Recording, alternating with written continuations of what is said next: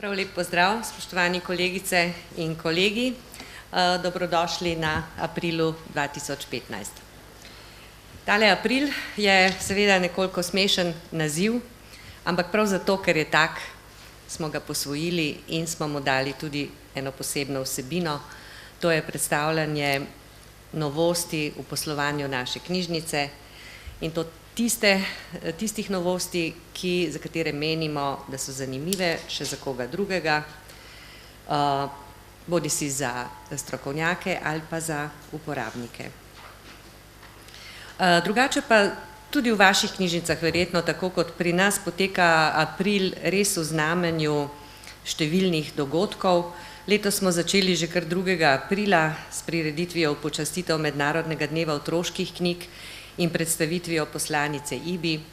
Nato je prejšnji teden sledila strokovna sreda o tem, kako otroke in mlade usmeriti v virtualno knjižnico, k virtualni knjigi, e-knjigi in ali bi to sploh naredili.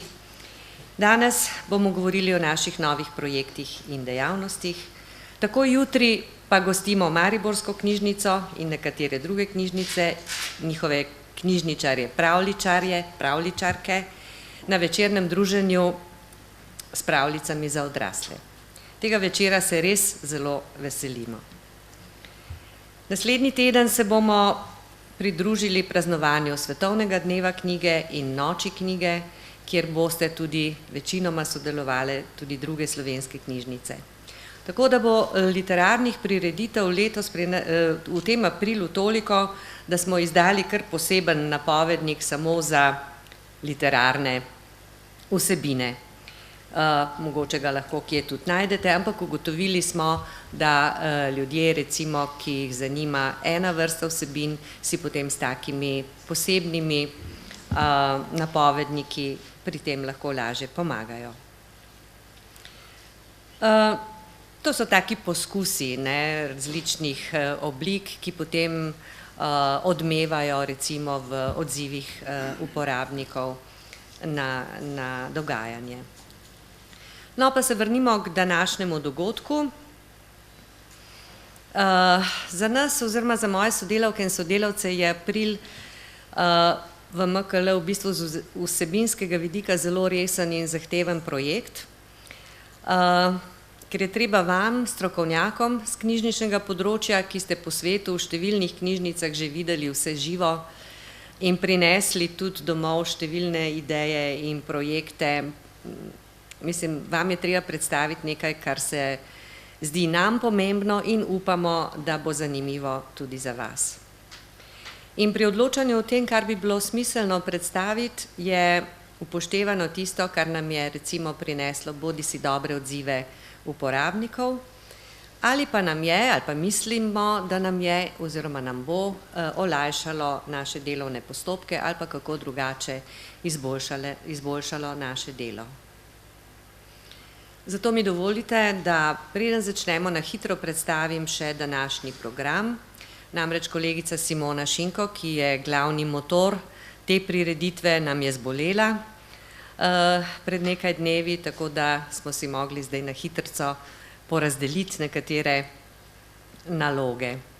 No, in vam tako na kratko sicer predstavim, kaj bomo danes slišali, o čem bomo govorili. No, prav na začetku bodo ure pravljic. Kaj je tukaj novega? Morda to, da smo pravljice naredili zanimivejše z uvedbo elementov tekmovanja, pa tudi z enotno grafično podobo. Rezultati so odlični in imamo od uvedbe tega projekta ure pravljic nabito polne otrok in uvajamo tudi nove termine. Pa tudi za pravljičarje smo nekako poskrbeli z uvedbo nekaj mini motivacijskimi ukrepi. No, na to bodo predstavljene nekatere novosti na naši spletni strani, ki je naše seveda najpomembnejše okno v svet in glede tega je deležna veliko tudi kritične pozornosti vseh, ki smo nekako pristojni za promocijo naših storitev v javnosti. Bistvena pri spletni strani sta 2 poudarka, in sicer vse, kar se v MKL pomembnega dogaja, mora takoj na spletno stran In drugo, novosti, novosti in še enkrat novosti. Skratka, ves čas uvajamo nove storitve in danes bodo, mislim, predstavljene 3.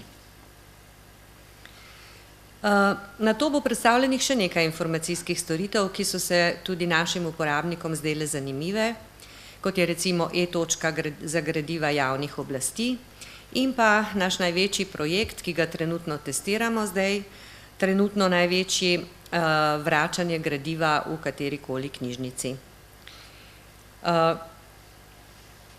Za bralce je zagotovo ta projekt zanimiv, uporaben, za nas pa ne vem, morda se bo spremenil tudi v kakšno nočno moro.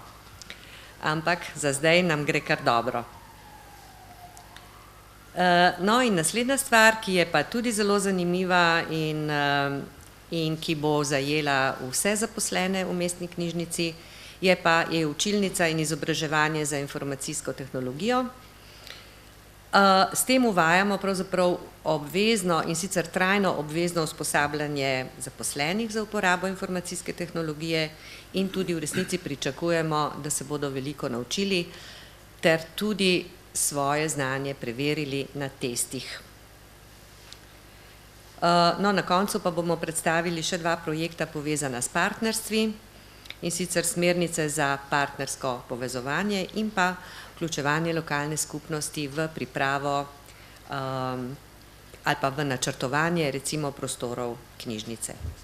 Tako da, kot vidite, so teme zelo različne, rešitve so za nas zanimive, upam, da bodo tudi za vas, vsaj katere med njimi, in pa cilj je seveda en sam, da bi bilo naše delo v prihodnosti čim boljše. Tako da zdaj besedo prepuščam svojim spoštovanim sodelavkam, sodelavcem, da se malo pogovorijo z vami in vam pojasnijo pač vse te zadeve. Hvala.